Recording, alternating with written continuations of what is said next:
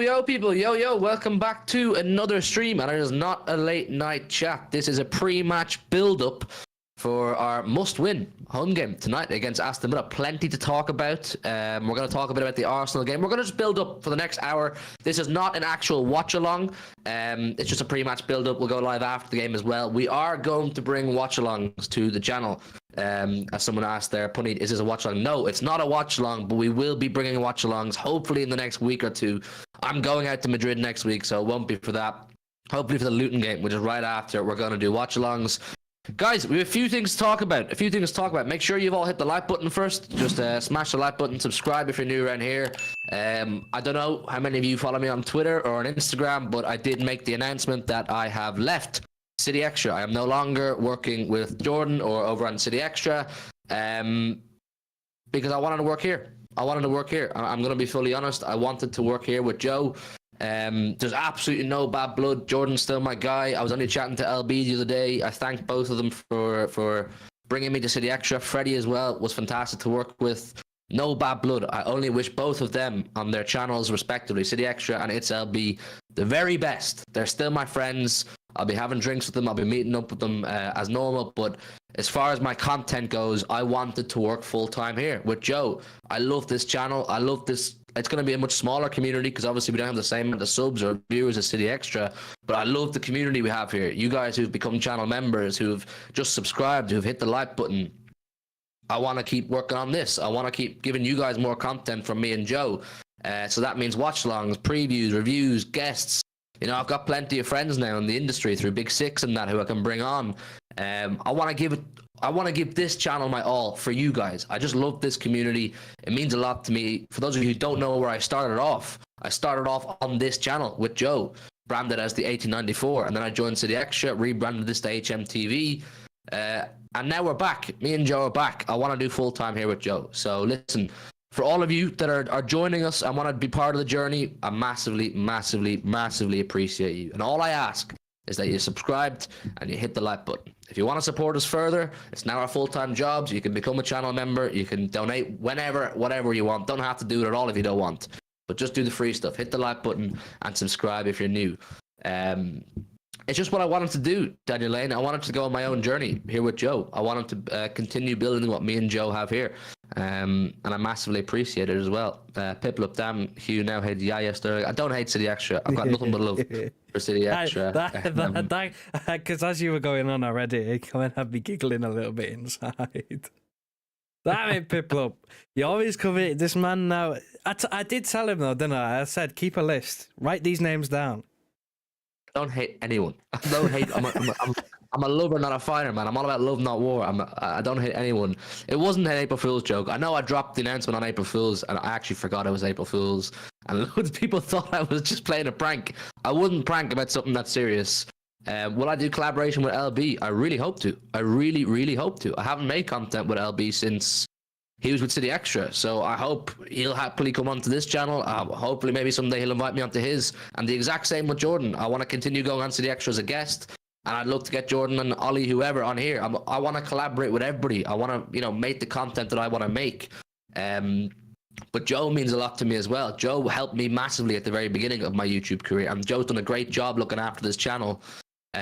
While I haven't been here full time, but now I want to come back and be full time with Joe on this channel. Like I want to reiterate, there's no bad blood between me or anybody. Nothing but love for the City Extra community. I know loads of you guys met me through City Extra community, and I can't thank you guys enough for showing me love and following me over here. I know it's a much smaller audience, but I don't care. Once I've got good people in here, having a laugh, having debates, showing respect, whether you're a City fan, whether you're an Arsenal fan, Liverpool, I don't care. We have a good community here, and I want to continue building on that. I want to keep giving you guys the content that we want to make. So listen, that's out of the way. I've left City Extra. I wish them all the best. I do want to collaborate with them. I want to collaborate with LB. I want to collaborate with everybody, man. I want to make all the content that I can. Big up to Ugur, man. That's my guy. I met him in London. He's an Arsenal fan. I think he was part of one of the debates that's going to be coming out in a few weeks on the Big Six channel. What a guy, man. Big supporter of the Big Six, and can't thank him enough for becoming a member here on HMTV as well, man. All of your support massively helps. We'll never ask for money. We'll never ask for donations. That's not what we're about. We'll make our content. You can support it however way you want. Hitting the like button, subscribing. If you want to be a channel member, links there. If you want a super chat, they're always appreciated. You never have to do anything. That's the way we operate around here. We're just grateful to have you here. So listen, yeah, big up Joe as well, man. Big up to all of you. Big up Agur, man. Absolute legend. Anybody wants to be like him, we'll make you a channel moderator. You'll get a badge beside your name. You get priority in messages and all that kind of thing. But look, listen, that's out of the way. Big love to City Extra. Big love to all of you. This is where we're going to be full time right now. I'll do my match day vlogs when I go to games. They'll go up here. Watch alongs when I'm not going to games. They'll be going on here. Me and Joe. Guest streams, late night chats, everything. We're going to be doing videos the whole lot, man. We want to bring you the whole lot. So listen, let's park that there. 50 people in the building. Let's get the likes up, man. Make sure you smash the like button and let's get into tonight's game. Joe, we never did content after the Arsenal game. Obviously, we both watched it. It was a pretty miserable viewing. I watched Big Steve on the Big Six, and it was kicking off. Everybody has different opinions on how that game went. City weren't good enough. Arsenal played for a draw. They cancel each other out. You know, there's so many narratives flying around, but it's left us in a very difficult position. How do you and the chat feel about that? Agur, you're an Arsenal fan. You tell me what you think as well, bro. It was a rough watch, Joe. I can't even lie. I'm not going to shy away my opinions. I'm not going to pretend.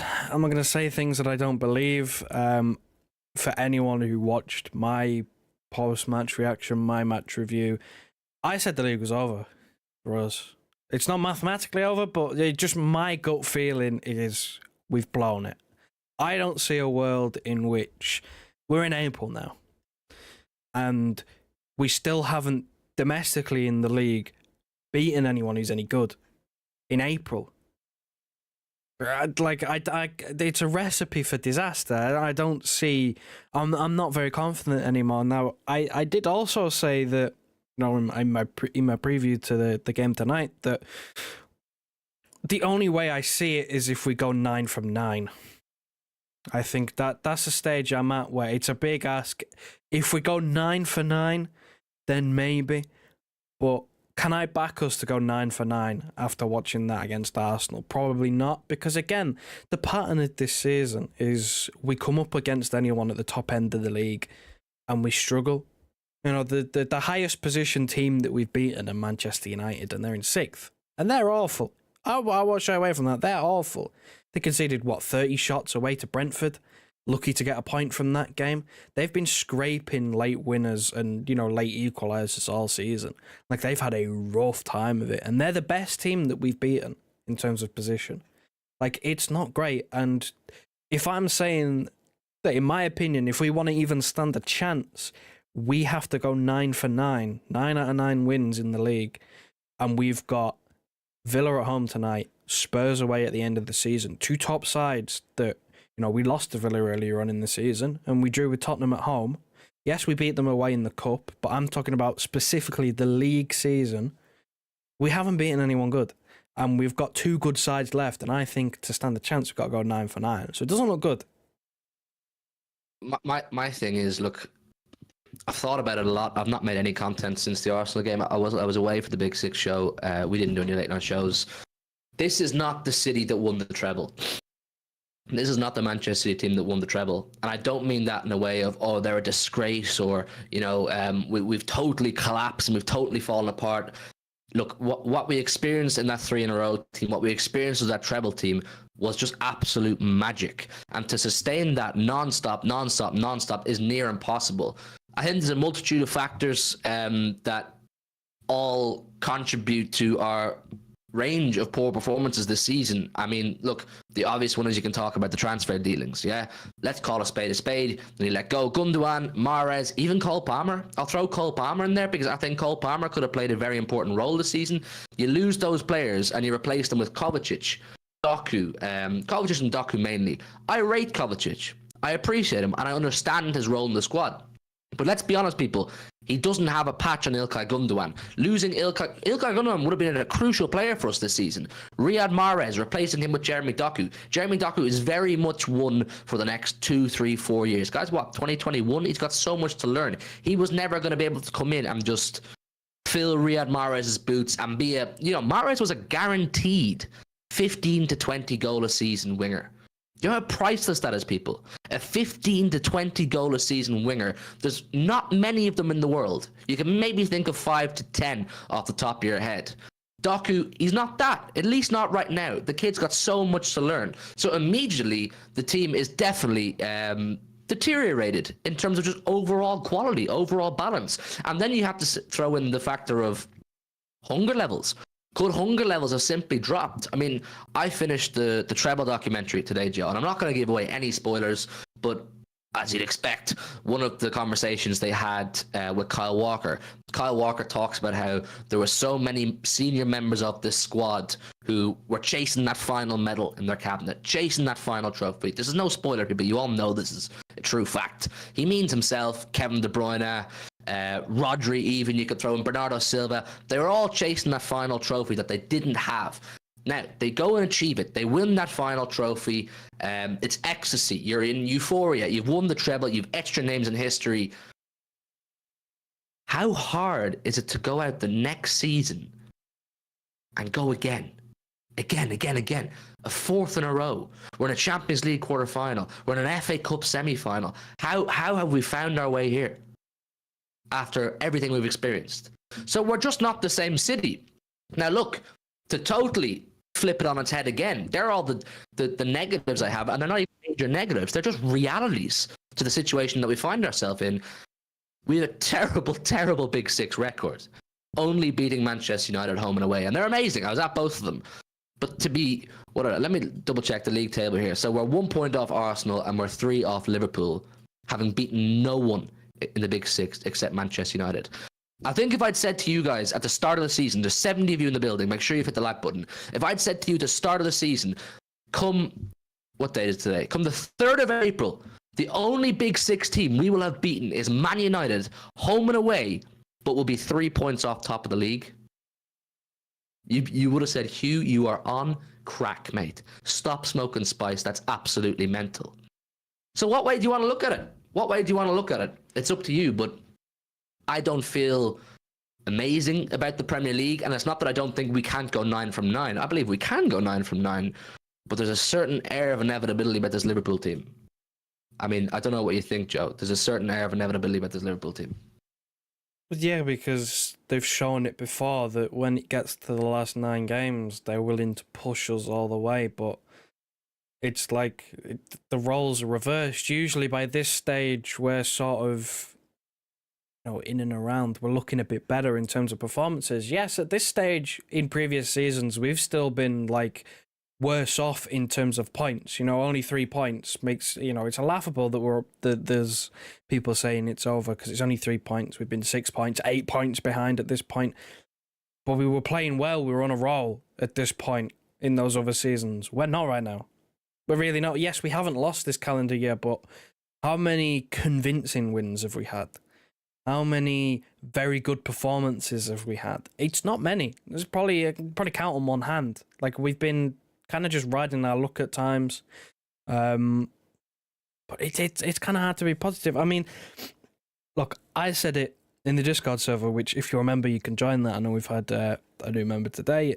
So I was talking to, I think it was Jack Lee, Renners, a few other people in there in terms of, I think Jack Lee asked the question of, how confident are you for the league? And my overall point, the way that I've looked at it is just look back at last season. We won the league by 5-6 points? It was something around that margin, 5-6 points. We took 6 points off Arsenal by beating them twice. That won us the league, beating our competition twice. Go back to one of the earlier title races, 18-19 Liverpool. We beat them by a point. We got a draw at Anfield and beat them at home. We won the league because we beat Liverpool. We outperformed them in points in head-to-head. That can be what wins you a league title, is beating your competition. And to say that, yes, we're only 3 points off, but we haven't beaten anyone who's even remotely close to us, is terrible. It's absolutely shocking. And if we do not win the Premier League, which I find it hard to see right now, because I get your point, we can go 9 from 9, but I don't believe we will. I can't back it. I can't back going for 9 from the way that we're playing.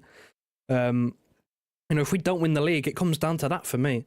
For me, it comes down to big games, which normally I'd say the other way around. We're really good in the big games. Look at last season, all them big games. You know, we won loads of big games last season. This season, other way around. We've struggled in the big games to really put teams away, and to really be anything close to convincing. I mean, look at last season. I think I saw Amos Murphy tweet this, that it was... Look at last season. Our home record against the Big Six was all wins last season. We have one, and it's against Manchester United this season. You know, we've played all them teams at home. That record is done. That's a far cry. Now, I get it, because the levels... We all knew the levels were going to dip this season. Expecting them Real Madrid 4-0s and treble, you just don't expect that to happen again. But to say you've gone from beating all of the Big Six to beating one of the Big Six in one season, it's not good enough. I know. But look, it's the position we find ourselves in. There's 70 people in the building. We're on 40 likes. Let's see, can we get up to 50 likes as soon as possible? If any of you haven't hit the like button, make sure you've hit it. Big up Jerry McCune, member for 1 month. What a legend, Jerry. He says, yes, Hugh, mate. Loving all the content. Let's fucking go. Appreciate you, Jerry, man. At 1 month of being a member. Anybody wants to be a member like Jerry and Agur and Briggsy, there's a link in the chat now. Just hit that link and it'll take you to the page to do so. The team sheet is out for this evening's game. Of course, we're going to move it on to the Aston Villa game now, because if we're going to go 9 from 9, we got to start tonight and beat Villa, don't we? Who are very much in the depths of a top 4 battle.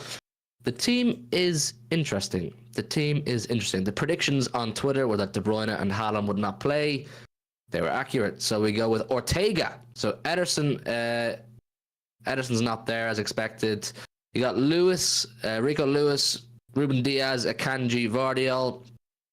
So no Ake. Is Ake injured? He's not even on the bench. Ake got injured against Arsenal. He got taken off.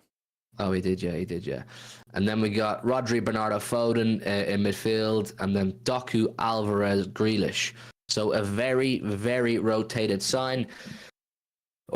Is this a sign that Pep is not throwing in the towel of the Premier League, but he's very much focused on the Champions League? Is this the case? Because I don't see any reason why De Bruyne and Haaland couldn't have started. I don't know. Are Edelman carrying a knock? Not to my knowledge. But in a must-win game, you would have thought they are the first 2 names of the team sheet. Kevin De Bruyne and Erling Haaland do not play tonight. Apparently, according to Agur, Arsenal have rotated a lot tonight as well. Is there something going on that I'm not aware of as to why people are rotating their squads tonight? I mean, I would have thought Arsenal, I know they're playing, it's Luton at home, isn't it? So they should win that. They should do. But why are we rotating? I mean, I don't understand it, Joe. Well, something has to change, doesn't it? Like, you can't carry on and go in the way that we're playing. You have to change something. So maybe it is personnel. I mean, look, I'm not going to beat around the bush. I think that Kevin De Bruyne, as much as he's a big game player, his last 3 games have been, you know, bar the last 20 minutes or so against Arsenal, his last 3 starts have been pretty poor. You know, United, Liverpool and Arsenal. Those are 3 huge games. And he hasn't really... Again, apart from the last 20 minutes against Arsenal, he's been pretty average, below average. Like, I'm not afraid to say this. And that's kind of been the thing, is when he's been playing 90 minutes, is he still not there yet? That's kind of what I'm leaning on. That maybe he's still not there in terms of being able to play 90 minutes, because he showed a 20-minute burst at the end of the game against Arsenal where he looked himself. In that early part of him coming back from the injury where he was only playing 20 to 40 minutes a game, he looked like himself. He looked really good. He was having an impact. Is he still just not ready to play 90? I know we've got an awful turnaround with playing at 8:15 kickoff on a Wednesday and an early kickoff on a Saturday. It's quite literally the least amount of time we could have had between fixtures. So maybe it's something to do with that. I think Crystal Palace is equally as tough a game. I know it sounds ridiculous because they're at the bottom of the table, but we've always struggled going away to Palace. You know, Palace has been one of them teams where it's always been close considering it's away and there's a short turnaround. Is it just rest? I'd like to believe so. But again, I would want to see a change from the Arsenal team, because for me, looking at this on paper, Aston Villa are going to play defensively a similar way to what Arsenal did, because Arsenal basically rip the game plan from Unai Emery. If you watch Aston Villa, they've been defending like that all season with this sort of back six sort of setup. That's what they've been doing. And Arsenal did that, and we barely laid a glove on them offensively. We barely created anything clear cut. So I think Villa are going to do the same. Having watched us against Arsenal struggle, I'd have wanted to see a change in personnel for this Aston Villa game. So the team isn't filling me with less confidence or anything. It's a crazy team. I can't say I'm unhappy. If anything, I quite like it because I'm seeing Grealish in there. Grealish is making us play better. I'm seeing Foden being given a central role. That's another thing that makes me happy. I'm a little bit 50-50 on Doku, but it's nice to see some changes. It is. And I think what the people in the chat are talking about right now is it's a massive contributing factor. Madrid away. I haven't forgotten Madrid away, Daniel. I'm going to it. I haven't forgotten about it. I get the vibe that De Bruyne and Haaland are being somewhat rested with the Champions League in mind. I mean, I've got Villa's team here as well. Martinez and Nets, Konza, Diego Carlos, Longley, Digne, Zaniolo, Iro Bunam? Never seen him in my life. Never heard that name. 47 for Villa. Someone in the chat. Maybe he wears a different name on his shirt. I'm not too sure. Douglas Luiz, Rogers, Diaby, Duran. So no John McGinn in there. No Ollie Watkins in there. Ollie Watkins was injured, which is a big thing because he's been on fire this season. Yeah, he has. He really, really has. So there's going to be definitely some good battles there. But I think De Bruyne and Haaland have been rested with Real Madrid in mind. And look, while I believe the Premier League, it's not there for us because it's not in our hands at all. I believe we're still in it. Champions League should be full focus. Champions League should be full focus. And we put ourselves in that position. We put ourselves in that position through not winning the games we should have won. I mean, you spoke about how last year we were winning more games against the big six teams than we have this season. Obviously, like the Tottenham game this season, 3-3. Last season, it was 4-2. Chelsea away, 4-4. Last season, it was 1-0. Liverpool at home this season, 1-0. Last season, 4-1. So we've kind of put ourselves in a position where Champions League football has to be prioritised. And that's fine. That's fine. Look, if someone has a blip, if Liverpool have a blip, if Arsenal have a blip, I'd like to think we'll be there to pounce on it and capitalise. But for now, I think the league has to be put on the back burner and Champions League has to be full focus. There's still history there to be made with Champions League football. Only two clubs in English football history have ever won 2 Champions Leagues back-to-back, Nottingham Forest and Liverpool. So we could go and do that. There's nothing about the season is finished whatsoever. But league-wise, I mean, look, that Villa team, let's be real, it's by no means the strongest. As long as City play better than they did against Arsenal. Like, I'm looking at Phil Foden tonight. I'm looking at Jack Grealish tonight. Jack Grealish needs to make a statement and continue to show why we've missed him so much. The team with Jack Grealish in it is just so much more balanced, so much more in control, and we do actually pose more threat with Jack Grealish because he makes so much more space for other players. Big one I'm looking at tonight, people, is Julian Alvarez. Because he's been on the back end of a lot of criticism and negative talk, and I think for a large part it was justified because he's simply not a midfielder. I think he was being deployed in the wrong area of the pitch. Tonight he will be there as a number 9. I say this to you guys all the time. Alvarez wants to do what Haaland does. Alvarez wants to take up the spaces that Haaland does. Alvarez wants to be in and around the 18-yard box, in and around the 6-yard box, getting those back passes, running into spaces, picking up off the creative players. Tonight, you have that chance, mate. Tonight, Alvarez, you are the focal point up front. So I need to see him be devastating in front of goal. Because look, if we are going to continue to fight for this Premier League, if we are going to continue to fight for the Champions League, and we are going to push for the FA Cup, we're going to need more than Erling Haaland in the number 9 role. We're going to need to be able to play creatively when Kevin De Bruyne is either not there or not playing well. So there's a number of players to be looking at tonight, Joe. Even Vardy, I thought he was decent against Arsenal, so another opportunity for him. And then Doku, like I said, it's another opportunity for him too. Well, there's opportunities there because if we're struggling in certain departments, then changes in personnel will need to be made or changes in tactics will need to be made. And with that, sometimes someone gets an opportunity. I mean, look at last season when we hit sort of January, February, and we looked like we were lost. We didn't know what to do, and then all of a sudden you see John Stones and Rico Lewis taking up this midfield position. A new tactic that nobody ever thought of, like we would see, and then Rico Lewis emerges out of nowhere and becomes a viable option. And that can sometimes happen. Now, it's a bit late in the season to be coming up with anything new, but even just a small tactical tweak that Pep's maybe cooked up, or a small personnel tweak, can make a huge difference. And I mean, look, I'm looking at Phil Foden in this game. That's kind of the main guy that I'm on about. That's sort of the main one. Because if he plays well in this number 10 role, that I've been crying out for him to retain his place in that role all season. Because for me, he's not going to be an elite winger. His skill set is not to be an elite touchline winger. That's not him. Things that he is good at, he's good at being a midfielder.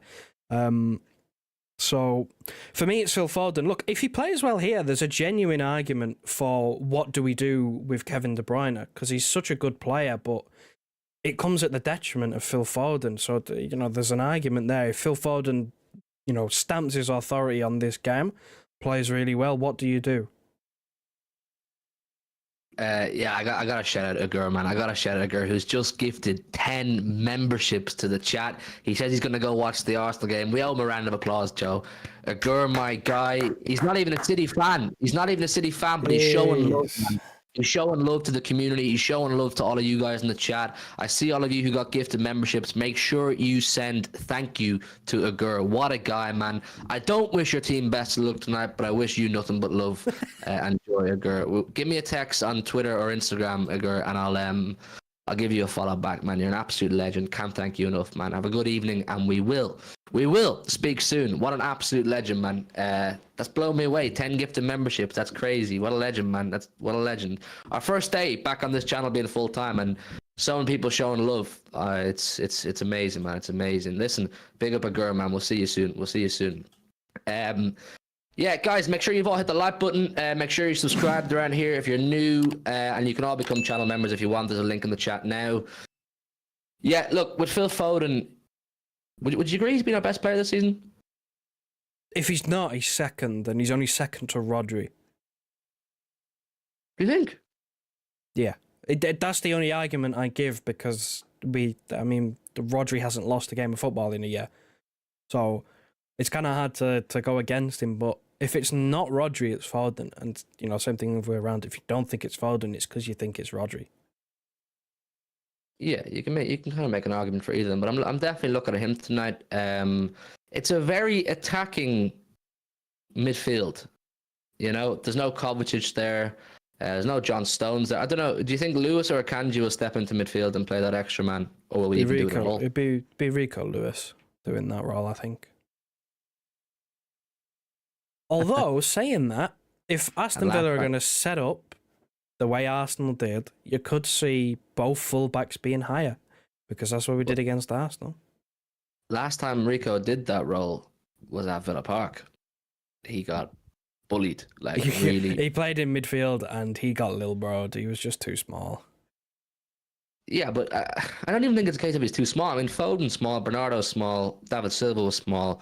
It's different. It's different. The way that they are on the ball, they've got a low centre of gravity. Rico Lewis is a child. I think Rico has a low centre of gravity. I just think he's got a lot of learning to do. I think he has all the technical ability. I think he has the footballing IQ. He just has a huge amount of learning to do, especially to step into that role in midfield. Once again, I'm not going to give any spoilers, but in that Treble documentary, Pep speaks about Rico so highly. If you haven't watched it, go and watch it. They do one segment about Rico, and he's spoken about so highly. Pep really, really rates him.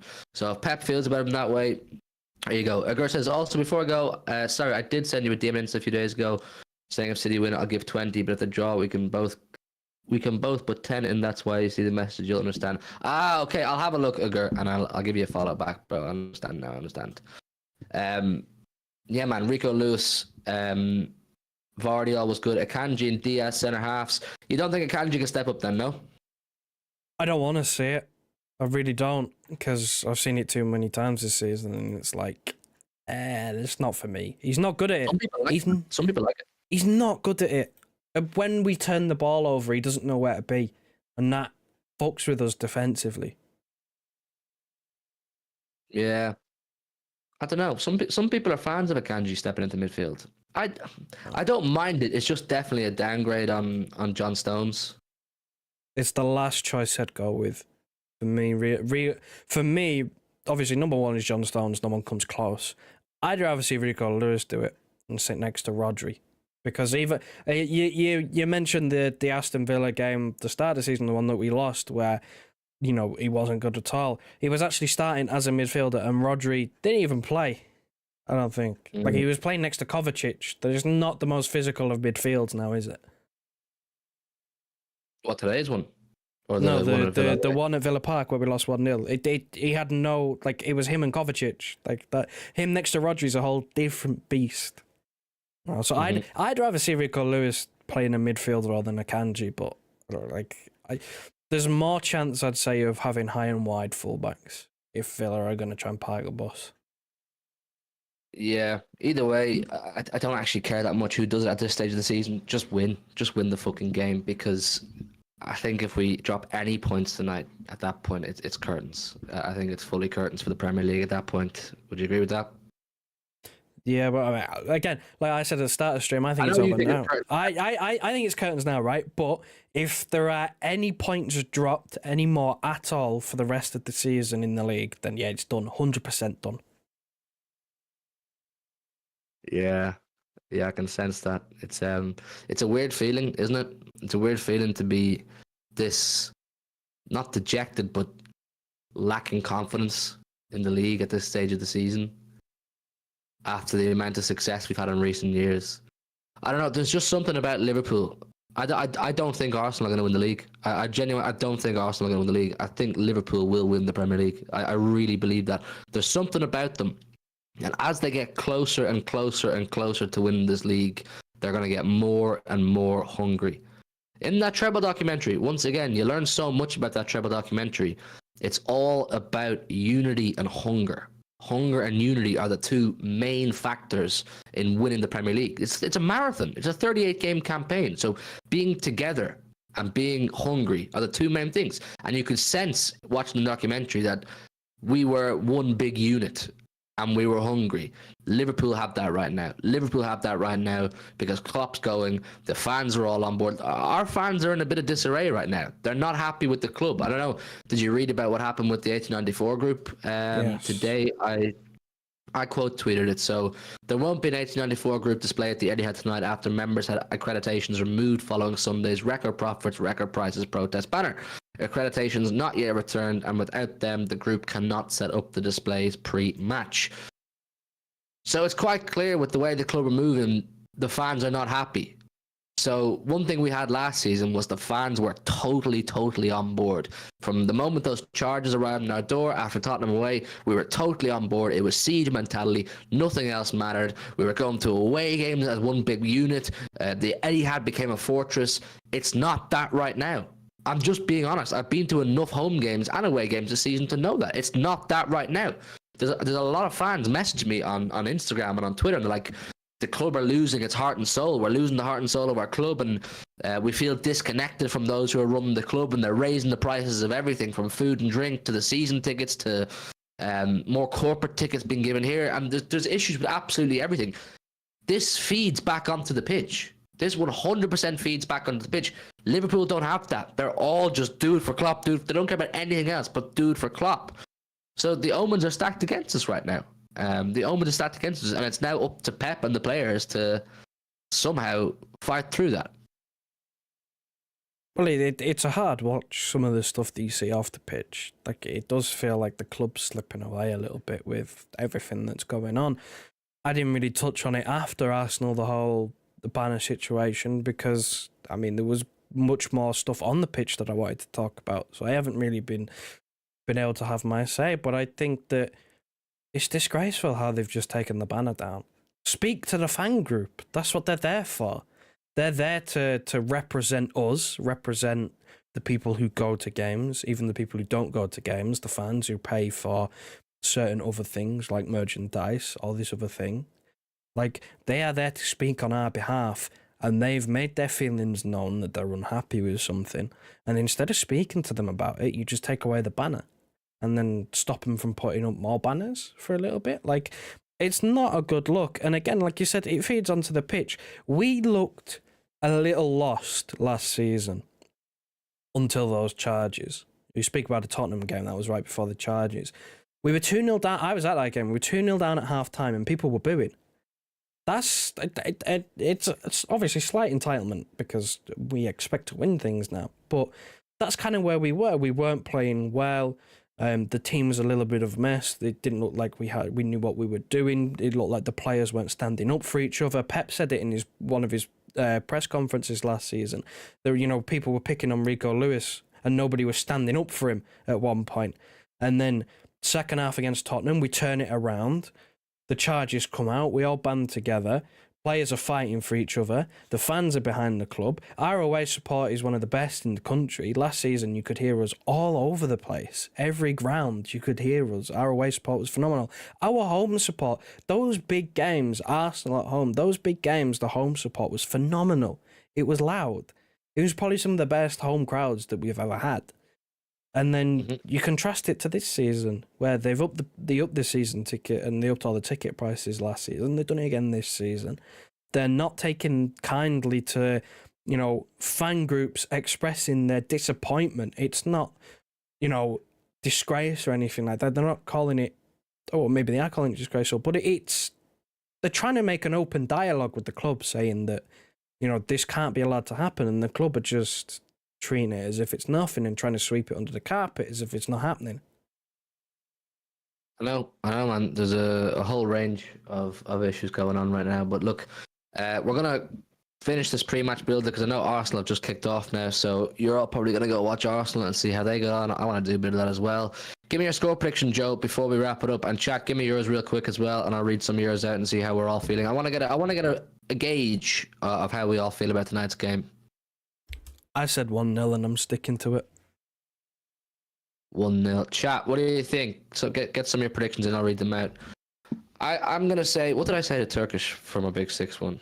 I said 1-0 and the team hasn't changed my opinion, I think. I said 2-1.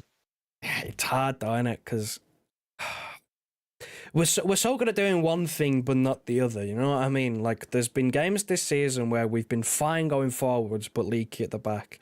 Arsenal was the other way around. We've had a few other games like Arsenal where we've been fine defensively but couldn't score to save our lives. We'll have to see, man.